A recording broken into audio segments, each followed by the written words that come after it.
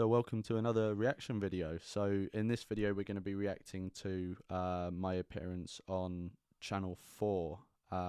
So this video, it went sort of semi-viral. So I think in total it's got maybe sort of 4.5 million views. We're watching it on YouTube where it's only got about 80,000 views, but across all social media channels that it was released on, I think it's got around 4.5 million. So Channel 4 is a channel, originally TV, but now it's sort of branched out online, based in the UK, generally sort of left-leaning, they were doing this series called Would You Rather, trying to appeal, I think, generally to a younger audience. And they basically got two people who disagreed on a topic and sat them down at a table, and we were given like cards with questions or statements on, and you'd have to say it or ask it to the other person, and then you'd get a conversation going from there. But let's dive into it, and then we can have a look at the comments afterwards. I'm a single mum. Well, you've done something really horrible there. You've dragged someone and forced them into a position they didn't want to be in. No one ever asked to be born. Yeah, so if you want to watch it without me stopping it, because obviously I'm reacting to it, then go in the description. You'll find the link there and you can watch the whole thing. But yeah, basically straight from the start, they fucked me in the edit. So right at the beginning of the conversation that I had, or that we had, we said to each other, let's not make this personal. Let's just talk about the issue at hand. You know, if you want to ask a personal question of the other person, do it. They don't have to like answer. But like, let's not make it about us two as individuals. Let's just talk about like the ideas and stuff, which we did. Occasionally we would talk about personal things, but that was because we'd asked each other personal questions and we were fine with doing that. You know, we weren't calling each other names or saying you are this, you know, you have done something evil, etc., etc. But here they've obviously edited it, so it makes it look like I'm saying that. So she says she's a single mum, which obviously, you know, generally in society, single mums, at least in the UK, I don't know about other countries, but single mums are generally sort of put on this pedestal and say, oh, you know, you work so hard, you're amazing, you know, you have such a tough job doing this all on your own, etc., etc. And independent of your judgment on whether that's true or not, that's sort of how they're viewed, at least in the UK. And then here they've edited it so that it makes me look like I'm sort of shitting on her, which I wasn't. The two clips they've put there of her saying she's a single mum and then me saying you've done something really horrible there, those two things were said about 5 minutes apart, 10 minutes apart. Like I was making a completely different point, and I wasn't talking about her specifically. I was making a general statement of using the word you generally, not to mean her as an individual. But you know, oh well. Feel like you're on another planet.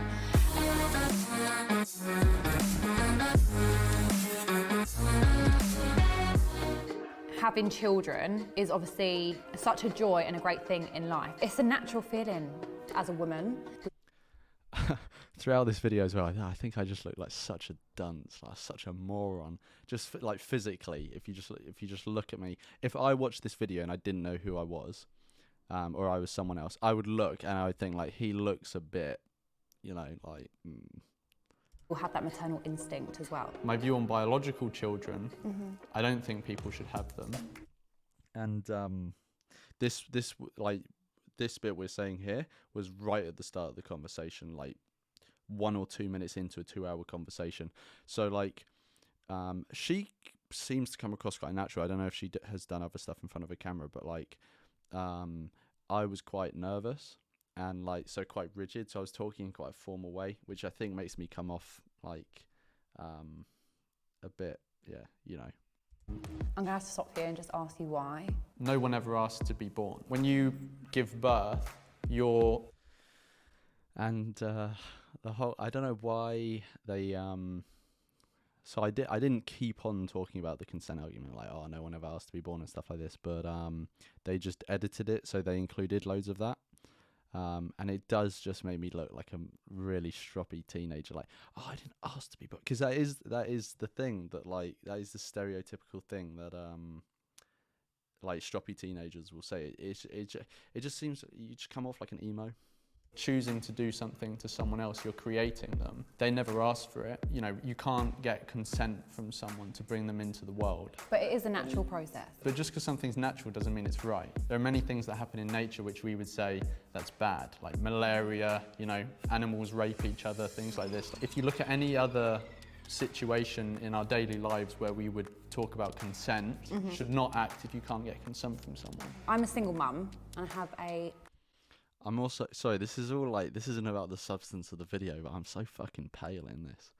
And I'm speaking really weirdly. I feel like my voice is, I don't know if my voice has like dropped again since this video. So this was filmed like a year and a half ago now, I think. But yeah, another thing about me and this lady, I'm trying to remember her name. I think she was called Shanice.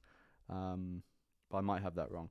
But yeah, I think we were coming at it from different levels. Like I was more on like the ethical, philosophical level, and I don't think she'd ever thought about this subject from that level before. I don't think she'd ever thought about, what are the ethics of the thing I'm about to do? Maybe she had. It didn't come across like that. I'm not trying to be like a dick or anything like that. It genuinely didn't come across like she'd. It felt like we were talking past each other at some point. Son who's 9 years old, and just before I turned 20, I decided that I was going to be a surrogate, and I was UK's youngest surrogate to triplets. I can totally understand. Yes, and that is why they got her on the show. So building up to the filming, I was a bit confused. I was like, so who are they going to be getting on? Because you know, like the like antinatalism is a pretty rare view, so it's understandable that, you know, they're going to pick someone to be on the opposing side of this who's antinatalist. It's kind of obvious why they pick them, because there's so few of us. But with her, I was thinking like 99% of the world think that it's okay or even good to have biological kids, right? So I was like, who are they going to, what are they going to use to discern like who they should pick? Are they just going to pick like a random person off the street? And then I realized, obviously, when she said that, they picked her because yeah, she was the youngest. I think she was at the time she was the youngest surrogate in the UK, and she gave birth to triplets for someone else. So yeah, it kind of makes sense. And that people have this biological drive. Nothing's stopping me. Like I could do it. Well, actually, I had a vasectomy 2 weeks ago, so there is something stopping me. There was nothing. Okay, well. There was nothing stopping me. What made you make that decision so young? Because I know already. Yeah, in this bit, I think I come off a bit like mental. So I was still in the process of recovering from it at this point, so I wasn't like walking. No, I was walking completely normally, but like I wouldn't have been able to like go on a trampoline or go on a run or something like that. But yeah, I actually didn't, when I went to the filming of this, I actually said to myself, like, I'm not gonna bring it up and mention it, because I don't really want to advertise it publicly, or at that time I didn't really want to. I didn't really want to bring it up in the conversation. I also didn't really think it was relevant. But yeah, I don't know, I think it was maybe because I was nervous, it just sort of like came out, and then it was out there. And yeah, then she comes out with like, oh, you know, aren't you too young to have made that like big decision that's basically permanent? And it didn't occur to me at the time, but people have like noticed since, is like she dropped 3 kids by the time that she was 20. So it's like, I mean, that is also a permanent decision. Like you can't unbirth children, right? Especially 3 of them. So yeah, I hadn't actually picked up on that hypocrisy at the time. I think it was probably because I was nervous, so I wasn't like, you know, I wasn't thinking the clearest I could have been. But that's very true. And actually, in an episode of SBS, which is an Australian channel or show, Michael, who goes by Vegan Space Scientist, he also made the point that getting a vasectomy is less of a serious permanent decision than having a kid. Like having a kid is less reversible than a vasectomy. And if it's a decision that turns out to have been the wrong one, you fucked 2 people over if you've had one kid. Like if you end up having twins or triplets, you fucked 4 people over, you know, yourself and the kids, right? So it's like if you make the decision to have a vasectomy,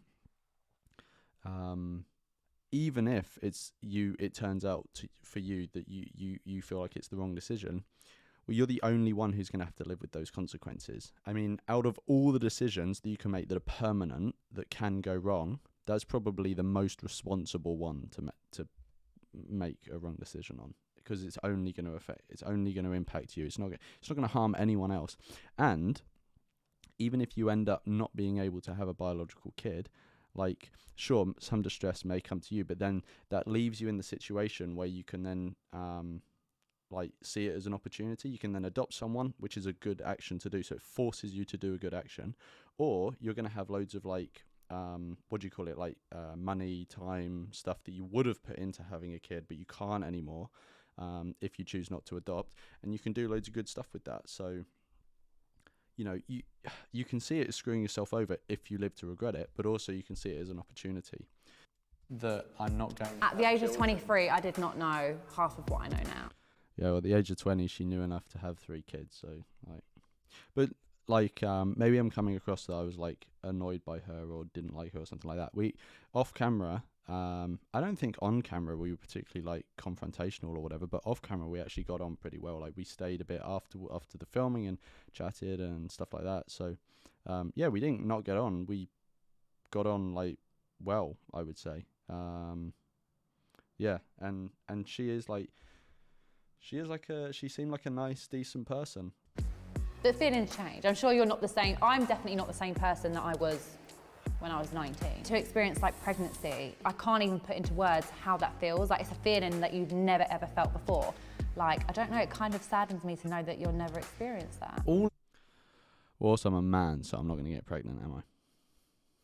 Which is I can't remember if I thought that at the time, but it is a bit odd to say to a man, oh, you know, it's sad you're never going to get to experience pregnancy now you've had a vasectomy. Like before having a vasectomy, I could have experienced pregnancy. That to me just sounds like an ego trip. You've brought someone into existence and it's made you feel all these things. Yeah, that's good for you, but we can't see other people as a means to our own ends. Okay, I'm just going to say it how it is. I feel like you're on another planet. I can understand now that bringing someone into the world just for my selfish desires is not a good reason to do it. When you do create someone, you're bringing them into a world where you know that there are loads of bad things that could happen to them. They could be hit by a car and live with lasting pain. They could get cancer very early on, fall victim to sex trafficking, all things like this. Mm-hmm. Do you think that your selfish desire to have that kid is worth it if they live a life like that?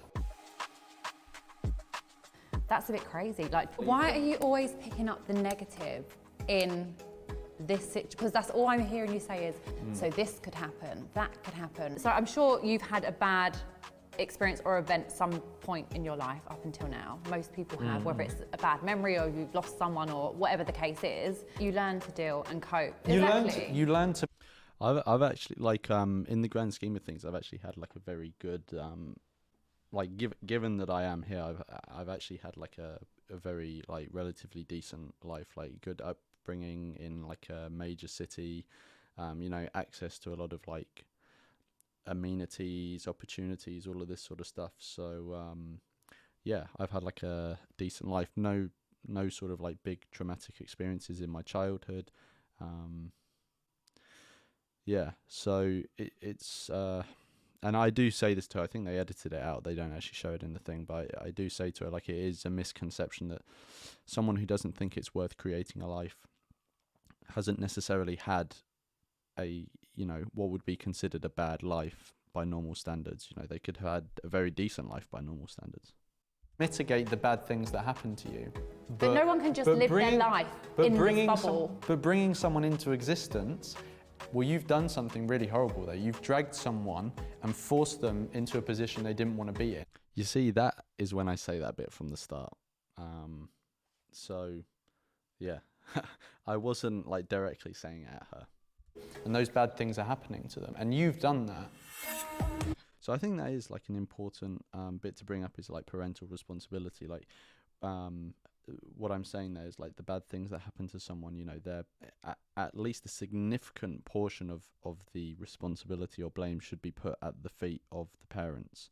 Like obviously they didn't bring them into the world with the intention of those bad things happening to them, but when they were deciding to create someone, they knew that all those things could happen to them, and they still did it, independent of whatever agents are in life that may have made their own decisions to harm that person. Biologically, your gene pool, that will end with you. So what's bad about that? Just how do you feel just knowing that? Yeah, fine, good. I'm not opening the That's door it. to any more bad things happening to people. It just literally makes no sense. I mean, most people that I interact with have the same view as you. So, like, you've never met anyone who thinks my way, and literally everyone I meet thinks your way. Are you alone? That makes me come off as a bit arrogant. They kind of edited. I said something slightly different, but they kind of edited it to make it sound like, you know, like, oh, I know everything that you're gonna say, and I know what your thoughts are, but you have no idea what my thoughts are because you have never met anyone like me, and I'm special, and you're just like everyone else, which is not what I was saying. A child? No, I have a sister. No. Did you have a good childhood? Like? Yeah. you had a good Everyone thinks childhood. anyone who has this view was No, abused not at as all. a child or something. No, not even that. If you had a good childhood, then you know what it feels like to experience joy and memories. Yeah, as someone who exists, but if I was never born, I would have never have missed that. So what would you say to me if I was the one that was looking for a surrogate? Well, I would think you shouldn't, and I would say, like, if you want to have a child and raise them, adopt. See, this is where this was one example of where it got personal. How I was saying something specifically to her as an individual, but she asked me to. So so this is an example of what I was talking about earlier. I've had. So before we go into this, so we're gonna, each of us talks directly to the camera here, and I look like a top dickhead in mine.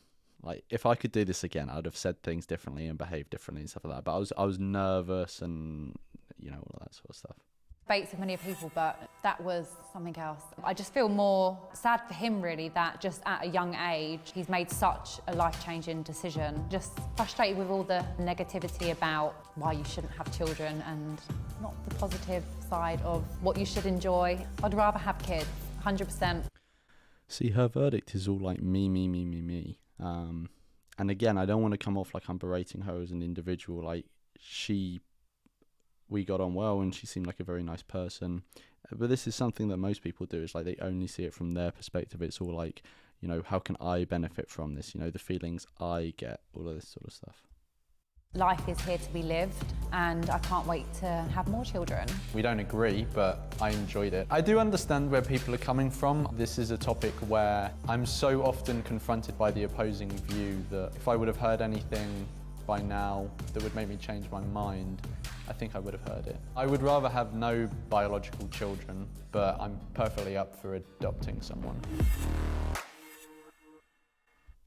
I don't know what you guys thought, but I thought like I came off like an arrogant prick in that last bit. But yeah, I don't know. Like, my general thoughts on the whole thing are like, if I could go back and do it again, I'd say things in a different way. And like, I'd still have the same views and make the same points, but I'd maybe word them in a different way, or try and come across in a different way and be less nervous. But yeah, let's have a look at the comments. I did skim through them when the video originally got released. I was in the comment section, like reading people's comments and stuff like that, and to be honest, there were way more sympathetic comments than I thought there were going to be. Yeah, a lot of them are having kids is selfish because parents want to feel and get things from them, a sense of purpose, joy, chance to pass on their traits and be proud of it, etc.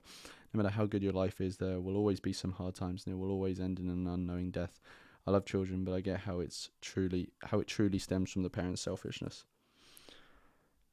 Yeah, so yeah, I don't know if this person is antinatalist, but she's at least, yeah, she's recognizing that, you know, the creation of a new person is only done for the wants of the parents, the creators. It's not done for the benefit of the child. Like, there's no one before existing, there's no one to want existence. So how can you benefit someone by creating them when there was no one to want to be created in the first place? This is great. The guy put so well into words all my thoughts on this topic. Yeah, I think that was one of my reasons that I wanted to do this. One was just to get the view like into the public eye more, but also there are a lot of people out there who think the same, but maybe they just aren't aware that other people do, or they don't know there's a word or a label for it, or they don't know there's like a community there. So yeah, that was one of my ambitions for doing this. But yeah, anyway, so thanks for watching. Let me know in the comments below if you were the one who had gone on this show, what would you say? Do you think you would have said anything differently from me, or anything like that? And yeah, just let me know your general thoughts in the comments below. But I will see you in the next one.